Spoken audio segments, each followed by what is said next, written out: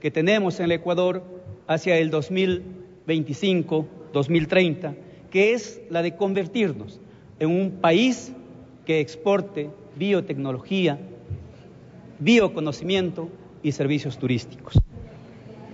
Y eso requiere de manera particular que se implementen tanto políticas públicas como normas que nos ayuden a operar el cambio de la matriz productiva, pero también un proceso de reconversión productiva a partir de la reconversión del uso del suelo en el Ecuador.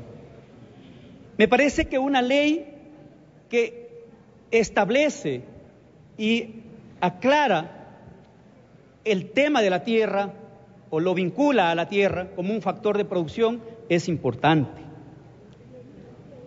Creo que también sería bueno pensar en los demás elementos del proceso productivo, porque una norma mucho más integral podría entender de que en la tierra rural no solo generamos procesos agrícolas y pecuarios, sino que también en el territorio rural se construyen procesos de generación de valor agregado a lo que se produce, se generan procesos de procesamiento de lo que producimos, de industrialización de lo que producimos, pero también de inclusión comercial. Esto porque si bien la ley busca caminar hacia una importante reforma agraria en el Ecuador, me parece que el tema de la titularidad de la tierra es insuficiente si es que no asumimos como Estado también la garantía de entregarle las Estamos escuchando al asambleísta Líder Olaya, representante de la provincia de Santo Domingo de los Áchilas por Alianza País. Es alterno de Joana Cedeño. La relación hectárea per cápita productiva para los 70s era casi 4 veces más de la que tenemos al momento actual y seguramente en la proyección hacia el 2050 es mucho mayor. Sin embargo, de eso, insisto, se requiere pensar profundamente en los temas de la productividad para poder garantizar no solo extensión de tierra para producción, sino mecanismos suficientes como para aumentar la productividad. Me preocupan algunas cosas en particular, por ejemplo, cuando planteamos el tema del arrendamiento de las tierras. Porque creo que después del artículo 85, cuando habla de los tipos de contrato sobre la tierra que ha sido adjudicada por el Estado, me parece que autorizar o prever el arrendamiento de la tierra que ha sido adjudicada es algo así como admitir que vamos a adjudicar tierra para que no cumpla con la función social, con la función ambiental. Porque se entiende que se debe entregar la tierra exclusivamente a quien la va a trabajar. Por eso me parece que en el 87, sobre todo, en el artículo 87 del proyecto, debiera hacerse una excepción. Garantizar la posibilidad de renta de la tierra que ha sido adjudicada exclusivamente a personas de la tercera edad y a personas con discapacidad, pero no para la persona que puede trabajar y que está obligado, digamos, a trabajar la tierra que le va a ser adjudicada. Es uno de los temas de mi preocupación. Otro de los temas que me preocupa es el que tiene que ver con el reconocimiento de las tierras comunitarias y está vinculado al Fondo Nacional de Tierras.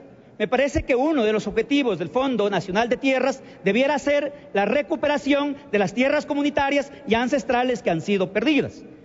Yo ahí quisiera nada más como ejemplo graficar el caso de Santo Domingo, de nuestra nacionalidad sáchila, entre 1961 y 1967, el Estado entregó 10.059 hectáreas a las distintas comunidades de la nacionalidad sáchila.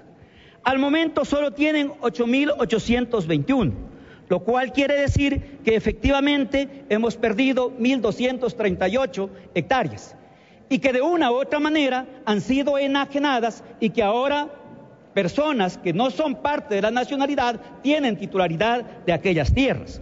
Por eso me parece entonces que en cuanto al Fondo Nacional de Tierras debiera tener uno de los objetivos, la recuperación de las tierras ancestrales y las comunitarias, pero además también la posibilidad de que en estos sectores de las comunidades y de las nacionalidades se pueda avanzar, por otro lado, respecto de los temas de posesión, de uso, de usufructo.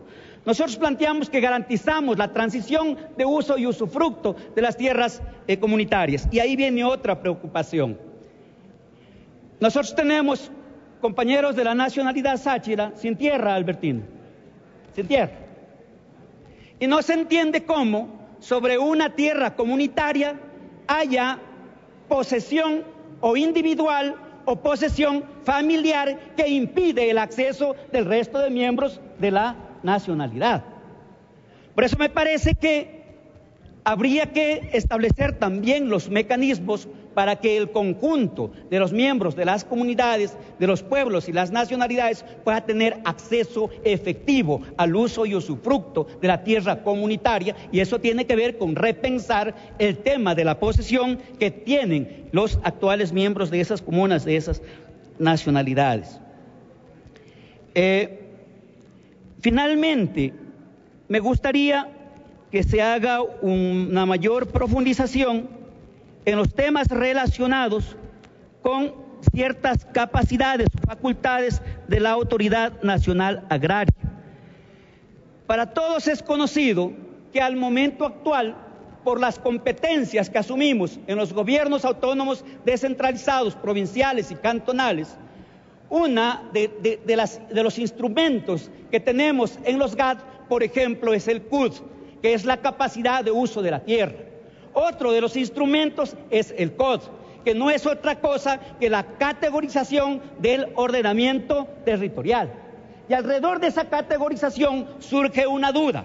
Suponiendo que una de las categorías del ordenamiento territorial de un cantón X es área rural para expansión urbana, ya definida en su instrumento, ¿cómo es de que la autoridad nacional efectivamente también tendría un rol alrededor de ello? Me parece que hay que profundizar aún ese tema, porque hay competencias exclusivas constitucionales que las hemos asumido en cada nivel de gobierno, de manera particular en lo que tiene relación a los municipios y a los gobiernos provinciales. Ese es un tema que me parece es necesario, compañeros, profundizarlo precisamente en el camino hacia el segundo debate, pero también en el proceso de consulta prelegislativa. De ahí que, a pesar de que en el artículo 41, me parece que ya habla de algún nivel de coordinación, sería bueno que haya un capítulo exclusivo relacionado con el tema de la capacidad de uso de la tierra y de las categorías de ordenamiento territorial, que seguramente serán importantes para cumplir el objetivo que se plantea en esta ley. Tiene un minuto, asambleísta. Sí, compañera presidenta, finalmente, de acuerdo con la compañera que planteó que había que aclarar en el artículo 79 el tipo de propiedad en cuanto a lo estatal y a lo público, me parece que es cuestión de unificar los literales A y B del artículo 79 y tal vez no compartir con una compañera que decía que para el tema de regularización no debe exigirse los 5 años de posesión. Creo que no exigir ese requisito podría conducirnos a una situación caótica, por eso me parece más bien que hay que sostener el requisito de la posesión de los 5 años. Gracias, compañera presidenta. Gracias, asambleísta. Tiene la palabra asambleísta